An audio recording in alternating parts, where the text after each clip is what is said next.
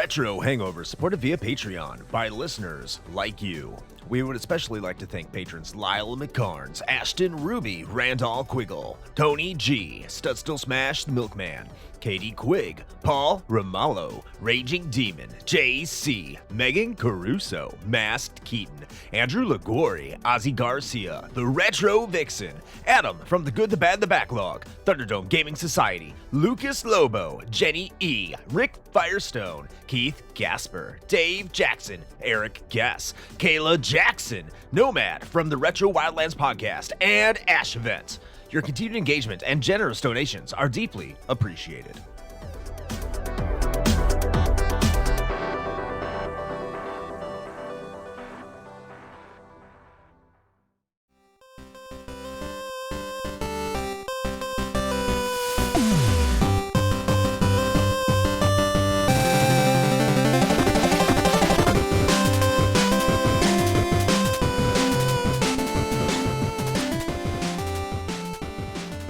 Welcome to The Flight, a consumable curation of champions and catastrophes that is considerate of your chronometer. Thankfully, we have not been shuttered by now, and because we haven't been shuttered, I'm still Chris Copeland of the Retro Hangover Podcast, and I am joined by the Shane, not quite canceled, Dick Dragon Koski. Well, certainly not for lack of trying. That's for sure. We have tried. Not hard enough, apparently. We need to get not. We need to start posting more spicy things on Twitter. I mean, honestly, all we really need to do, at least in context of this episode, is just get involved with EA. Well, yeah, that too. We'll get shut down real fucking quick. You have been bought by EA. You're going to die. I'm in danger. I'm surprised BioWare's still around. Yeah. And kind of a preview for that episode. This episode is I kind of I want to say honorable mention. And me and Shane kind of talked about this.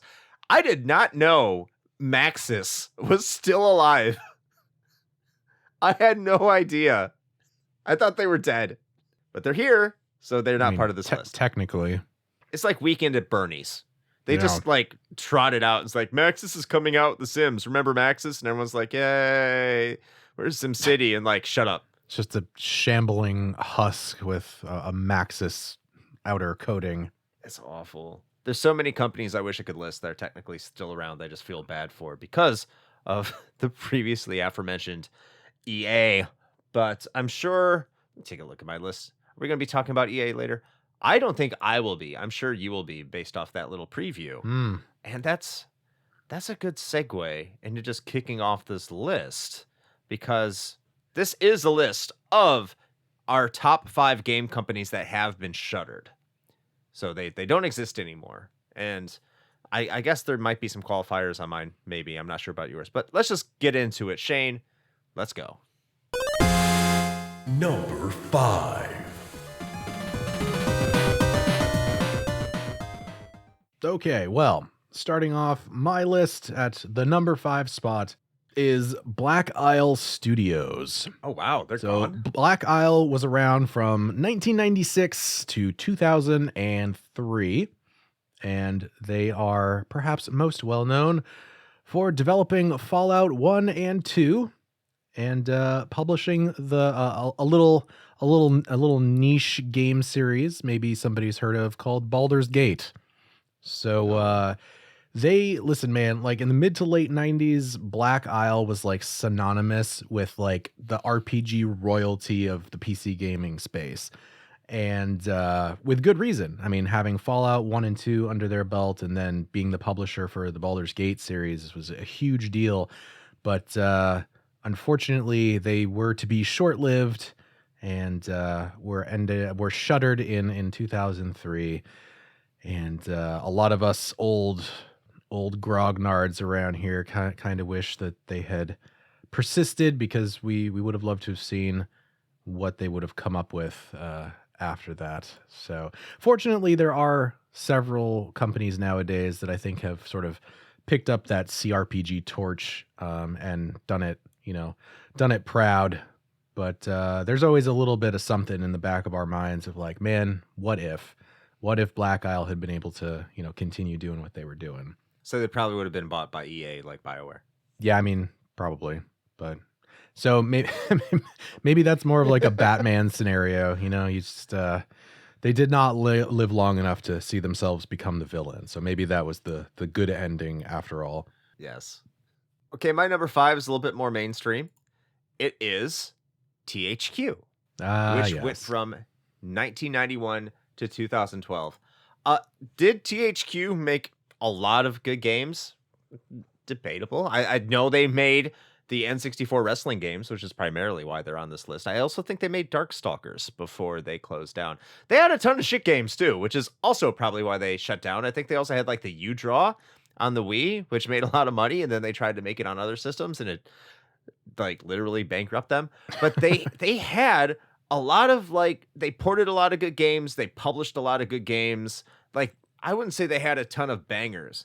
Like, they didn't have a bunch of game of the year type games, but they were like that middle of the line publisher that you could go to at least get a solid experience. They weren't quite AAA, but they were in the same ballpark, and they were just overall solid. Like, a lot of their titles, I'm sure everyone has had a title from THQ that they can look back on and like, I like that game, or I know that game, or I enjoyed my time with it. I mean, I just feel like we probably want to mention that they were also involved in Red Faction and Saints Row. Those are absolutely kind of big Red deals. Faction, big game. Red Faction, a lot of the SpongeBob games, some Sonic the Hedgehog games. Mm-hmm. There's just so many things that like you probably don't know they were involved in publishing because they're attached to other companies. Right. And I think they're like solely responsible for Red Faction, actually. Mm-hmm. Yeah, that was internally developed. Yeah. Yeah. Great game, by the way, especially for the time. Fantastic. So yeah, THQ is a company that technically they kind of revived, but it's not the same. So yeah, THQ is my number 5, even though it's like THQ Nordic, but that's not THQ. Respect the original. Number 4. All right. Well, my number 4 is Neversoft. So Neversoft began way back in the days of the 1990s, so 1994, and managed to stretch all the way until 2014, when they eventually got merged into Infinity Ward and kind of officially became a non-entity at that point. But they were responsible for Tony Hawk, first of all, and the Guitar Hero series. So nice. 2 giant game series. And then honestly, after that, they got moved off of the Guitar Hero series in favor of another developer. And then, as is the case with a lot of development houses, they kind of had a little bit of a slow death where they stopped working on a lot of, big name titles, or at least big name stuff that they were solely working on, and instead just kind of got assigned to like assisting other dev shops with getting stuff out the door kind of a deal, which is a little bit of a shame, especially with this pedigree that they had for creating 2 of the most recognizable franchises in, modern video gaming history. Not to mention like just their logo is like peak like 90s and early 2000s like edge, just with like, the O being an eyeball that's like pierced by like a spear and shit. Just absolute Hot Topic shit is what I'm saying. You got to go with the Hot Topic. That's obviously a key choice, key indicator for Shane right there. If you could sell that is it true in a Hot Topic, he's there. Yeah, definitely. My number 4 is more of a, just JRPG fan choice, I have to say. And I have to get one of those in there, of course, because a lot of them are still around. But I am choosing Working Designs, which was founded in 1986 and closed down in 2005. If you've been following the show, I'm a huge JRPG fan. And in the mid-90s, actually every time before the mid-90s, up until Final Fantasy VII came out, no one really gave a shit about the more obscure Japanese games. In fact, a lot of us didn't even know what Japan was getting that we weren't. We just kind of knew that Japan got video games, and this was especially true for RPGs. So Working Designs provided a lot of those translations and even systems that we didn't have a lot for. So they provided translations for and localizations for games on the TurboGrafx CD, on the Sega CD, and on the Sega Saturn. So you want to talk about a company that's just doing it for the love of the game. I mean, because they certainly weren't chasing money on those systems. Because, yeah. But they provided great translations, great localizations of games that otherwise would not have made it over here. And they did a fantastic job. And then they kind of gained some popularity when they moved over to the PlayStation and did Lunar the Silver Star Story Complete. And they really haven't truly been replicated since. I know that Exceed has come close. I would say they're very close. But that was a hallmark of Working Designs when they would bring over their products, especially starting after the Sega CD and even kind of with the Sega CD, that the games they would publish would come in extremely high quality. They had embossed gold lettering on their Sega CD games with like Ultra Series and stuff like this, and really nice detailed manuals with translation notes. And then you got into the PlayStation era and they would have like leather bound manuals with all sorts of collector's edition goodies. And this would be the standard edition that would release right off the get. And it was just such a tribute to fans of the genre and people who followed them. And like I said, I don't get that feeling from any other major company, like publisher today.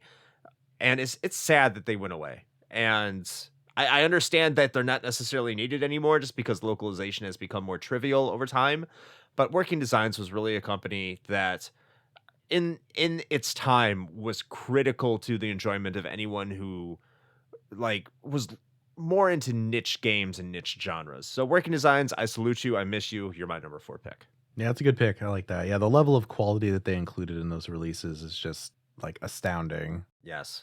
I will say that maybe don't necessarily agree with some of their difficulty tweaks on those ports, but that's a different topic for another day. Yeah, they had some controversial choices that I definitely don't agree with, but yeah, but overall, yeah, definitely solid. Number 3. All right, my middle of the pack, my number 3 is Visceral Games. So they started in 1998, actually, as a subsidiary of EA. You might know where this is going. No. They were originally called EA Redwood Shores, and then right around the time that they developed a little thing called Dead Space, they were rebranded as Visceral Games, and they were then responsible for the entirety of the Dead Space series. And then they got done real fucking dirty by EA. Shocker, I know. Since Dead Space 2 didn't really meet their sales expectations, so they essentially forced Visceral to turn Dead Space 3 into what it eventually turned out to be, which was a more action-oriented co-op game for a series that was about survival horror. Because this makes sense. And we all know how that turned out. And then when that was a huge fucking disappointment, EA was just like, welp, you guys are done. And Visceral lived on actually for a little while longer after that, but not anything really of note. So they went from 98 actually all the way to 2017 when they were officially shuttered. But I'm salty about that one because that team made something really special with Dead Space 1 and 2. And I feel like if they had been given the opportunity to continue down that path, even just branching into perhaps a new IP or something like that, I think there could have been some opportunity for some more great stuff coming out of that. But EA's bottom line said, no, thank you, ma'am, and shut them down. So fuck EA is basically what I'm saying. But yeah, number 3, Visceral Games.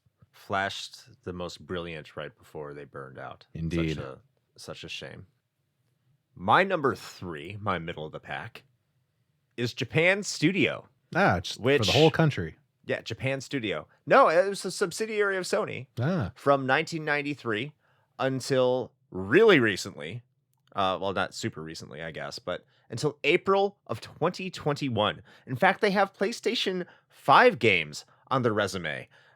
if you want to know who Japan Studio is, I don't think they're a major name in most people's vernacular in terms of game development. Probably in this community, they might be. But we're talking about a company that developed Jumping Flash, Arc the Lad, Ape Escape, Demon's Souls. This is the company, Ico. They developed Ico, not Team Ico, some Wild Arms games. They made a lot of games for Sony. They really went out of their way to do some amazing work. Is everything good? Again, it's kind of like THQ. Does everything they do land? No. Is there probably a lot of things they were outsourced to do for other companies? Absolutely. But the things they worked on, the things they developed, the things they have their fingerprints on are absolutely stellar and amazing. When you really go through and you look at their list, there's some, like Shadow of the Colossus was part of Japan Studio. It's just mind-bendingly important games that belong to the Sony franchise that Sony just shuttered it. Sony themselves closed this studio. And I don't know what they really have in Japan anymore over there for PlayStation development, because I know they've shifted their focus to more Western audiences with like The Last of Us, Horizon Zero Dawn, and God of War. That's their bread and butter now, and they don't really have anything that really appeals to the Japanese market. But this was what PlayStation was for like from 1995 up until probably like 2015. That really identifying central vision for people who grew up on PlayStation and love PlayStation. And it's a shame that it's gone. Japan Studio is deeply missed. I never really came to fully appreciate them until recently, when I realized all the things that they had done and had created, and the memories that they did provide for me in terms of the PlayStation library. It would be higher if I probably did have those, but Japan Studio is very prolific. I think very understated and underrated in terms of its importance to the video game industry over the years, and that's why it's my number 3. It's a damn shame it's gone. Number 2. All right. Well, my number 2, my penultimate pick is Telltale Games. Yeah. So from what I've gathered, and I could be wrong about this, I don't know. But it seems like Telltale's games are like a very love them or hate them kind of thing. But I actually really enjoyed pretty much everything that I played by them, including the Game of Thrones series. Walking Dead, of course, was probably their most popular one. A Wolf Among Us, which is a fantastic adaptation of the Fables graphic novel series. Batman, Tales from the Borderlands. I actually liked that more than Borderlands 3. So Telltale started in 2004. And then they went to 2018. They had a whole bunch of financial problems that ultimately ended up sinking them, which is a shame. But to me, their games were very much a natural evolution of the adventure game genre, which makes total sense considering the studio was founded by a handful of ex-LucasArts folks. In fact, it was the people that left LucasArts when LucasArts decided that they were no longer going to be focusing on adventure games anymore. So go figure. And funnily enough, LucasArts is not actually on my list, spoilers, but they almost were. And so technically, Telltale still exists today, but it's really only in name. The vast majority of the original group of folks that developed all of these great titles with Telltale are no longer there. They got let go as part of this massive shift and what ended up being a somewhat temporary shutdown of the company and all of that. It was a pretty messy business. It was in the gaming news for quite a bit right around that 2017, 2018 period of time. And so I don't really consider the current iteration of Telltale to be the same thing. They've said that they're following up on some of these series, like they're going to finally do a second installment of Wolf Among Us, and we'll see how they turn out. I hope they're good, but I'm not setting myself up for disappointment. So, but yeah, it was a shame because point and click adventure games are not nearly as popular as they used to be, and I really think that the Telltale engine that they built even with some of its performance issues that got worse over time, I really think that it was a great way to evolve the adventure game genre in a way that could still tell a really good story without being like unnecessarily obtuse, like, you know, a lot of the old like King's Quest games or things like that. So that is why they are at my number 2 spot.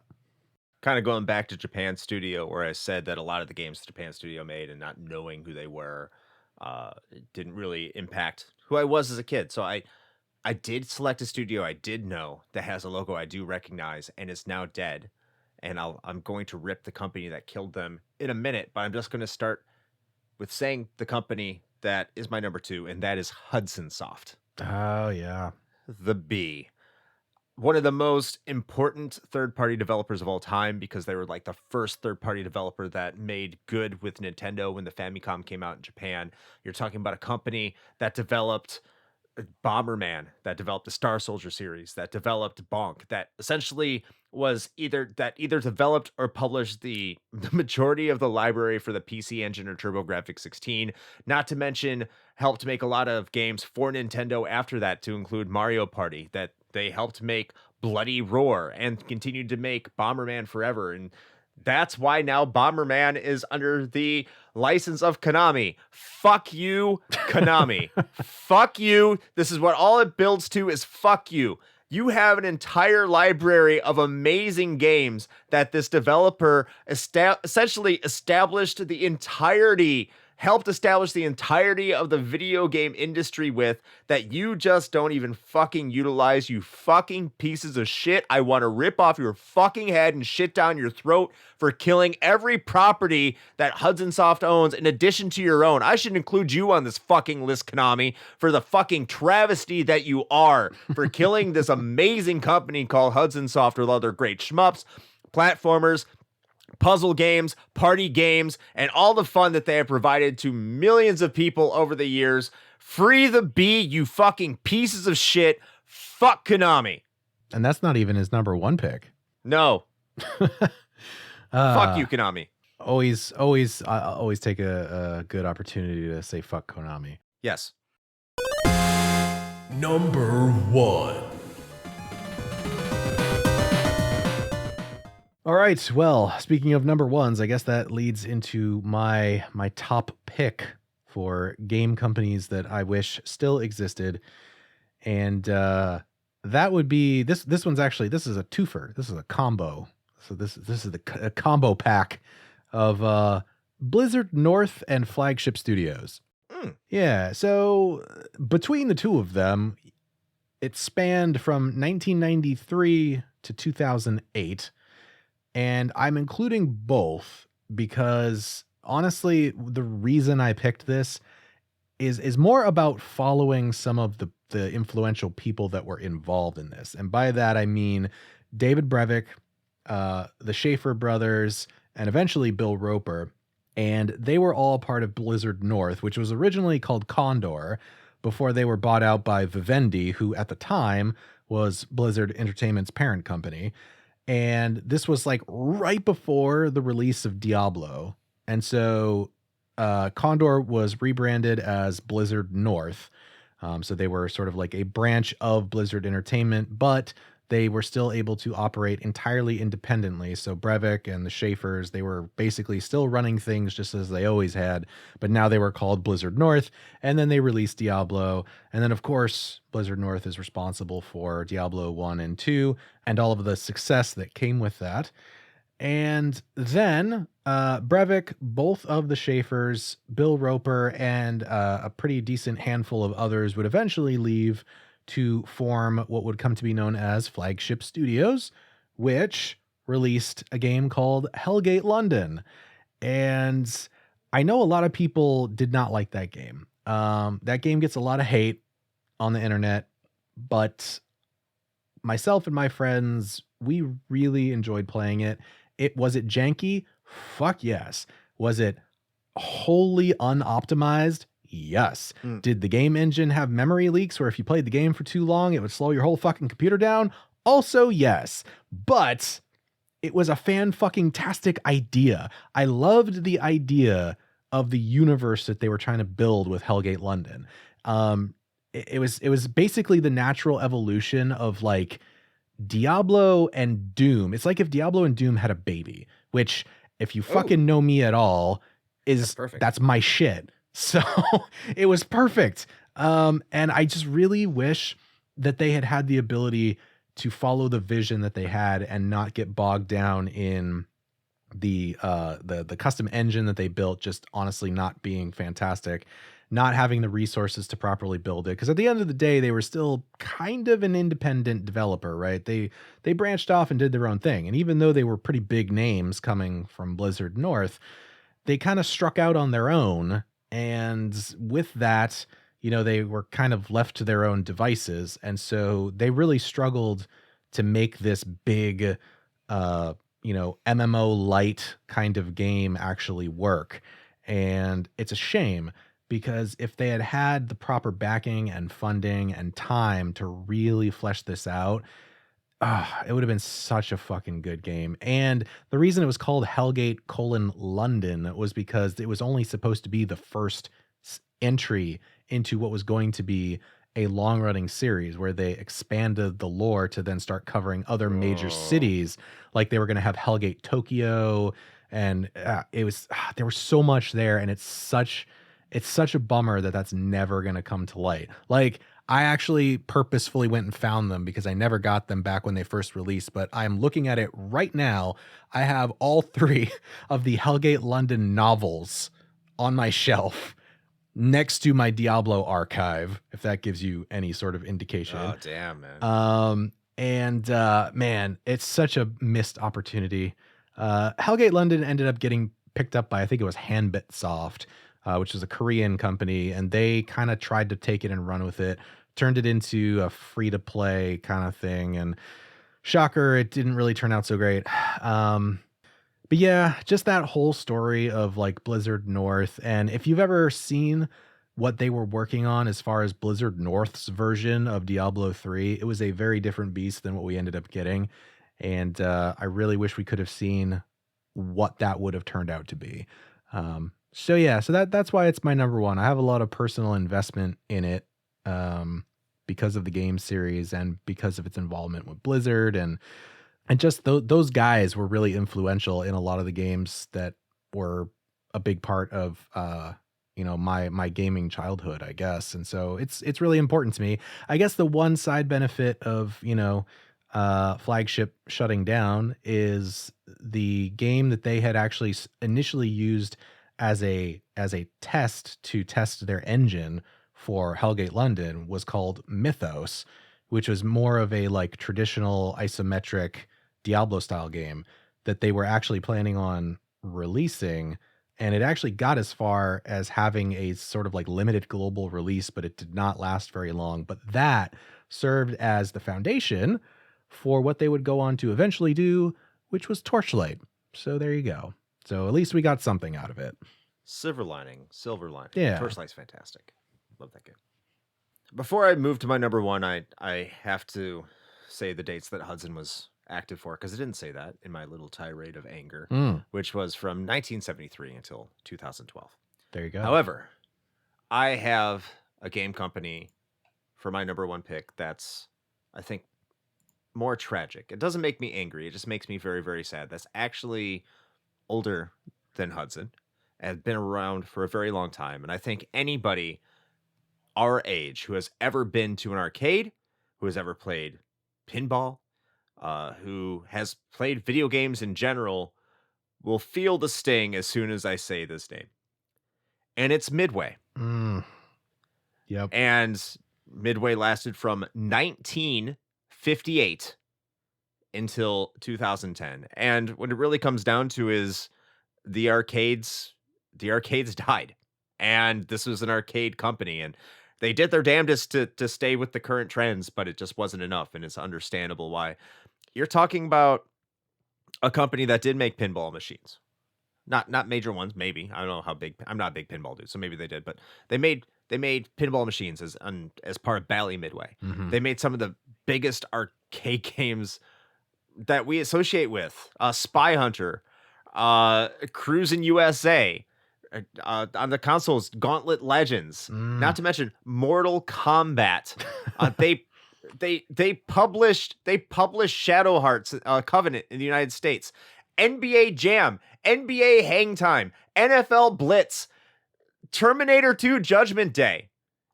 You're talking about, like, you go to an arcade, any arcade that's worth anything, and you're going to at least see 2 Midway games. You have to. Yeah. They're just that important to the arcade scene throughout the duration of their existence, especially starting in the 80s and 90s. I know they started in 1958. They probably weren't making arcade games back then, okay? But like 80s and 90s, like what? San Francisco Rush, Hydro Thunder. Just it's so sad that they're not with us anymore. And I don't think they could. Like, the only way that you could survive making the games that Midway made today is if you're an indie developer. And they just became too big that you can't become an indie developer anymore unless you're just kind of wearing the Midway name as a skin suit, which is why Atari's not on this list.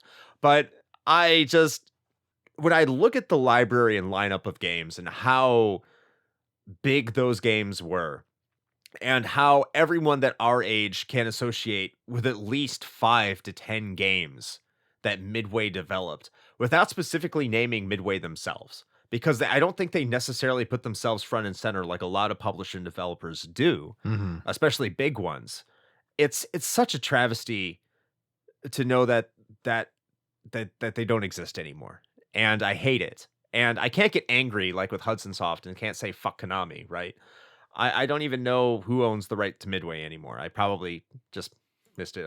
Probably easy to look up, but I wish that we still had the arcade experience and had our new arcade games like we used to, and everything felt fresh and you could, like, everything was a big deal again. And it just, when I think of Midway closing down, that's what it reminds me of. And I know we're never going to have those times again, because it's just the way that information releases, the way that games release, you can't have another company like Midway be as successful as they were, because it was a different era and it was a fantastic era, but we're not living in that era anymore. And not to say that this era is necessarily terrible, it's just that they have their own unique qualities of greatness, and it's just something that Midway never fully adapted to, and it sucks. So that's my number 1. It's Midway. I miss you.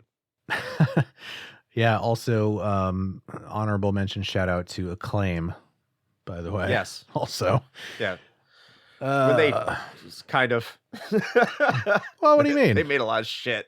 I mean, they did, but I mean, they were pretty much synonymous with gaming for quite a while. Yeah. Like, if you ever played a licensed game on a home console, I mean, not that they were all great, but that was probably Acclaim. So plus a whole bunch of other shit. So like Turok. Yeah. All right. Well, now that we've made ourselves sad, if you would like to contribute to these here flight episodes and vote on, which ones we talk about, what topics ultimately make it all the way to the episode stage, or perhaps even make some suggestions on what you'd like us to talk about, not just voting, you can do that by visiting our Linktree. So all you got to do is head on over to linktree/retrohangover, linktr.ee/retrohangover, and head on over to our Patreon. And for even as little as $1 a month, you can become a supporter of the show. And not only do you get the esteemed privilege of being able to choose these here topics, but you get access to a whole bunch of extra content, not least of which being our King of Games 1992 tournament that is currently being aired exclusively on our Patreon feed. It will eventually come out to this main feed here, but if you want to hear that early and get in on that action, then that's how you do it. And if you don't want to do that, or maybe if you want to do that and there's more, you're like, you know what, that's not enough. I need more Retro Hangover in my life. Well, Don't you worry, because we got you covered. You can also head on over to the merch store, pick yourself up a fancy shirt or maybe a hat or a bumper sticker that you can slap on someone else's car when they're not looking. No, don't do that, but maybe do that. And there's that. There's our socials. There's also our YouTube channel where we upload video versions of all of these podcasts, as well as the VOD recordings from our Twitch streams, which Chris is going to tell you a little bit more about right now. So yeah, if you head over to twitch.tv/retrohangover, if you head over to twitch.tv/retrohangover, you can find us playing video games on Sundays at 9 p.m. Eastern time, and we will be playing a game of some kind, which, might be a Midway game, might be a, Blizzard North game, you don't know, but you might want to go there and find out. Yeah. It's probably not going to be either of those because it usually isn't, but it might be. So, but if you go there, twitch.tv/retrohangover, just come and hang out with us. There's a great community over there, much like our Discord, which you should also check out. But this is what I'm going to tell you is a gateway drug, and that is twitch.tv/retrohangover, Sunday nights at 9 p.m. Eastern. So back to you, Shane. Fantastic. Well, I think that's it for us. So until next time. Play with your It Just Went Incredibly Limp joysticks.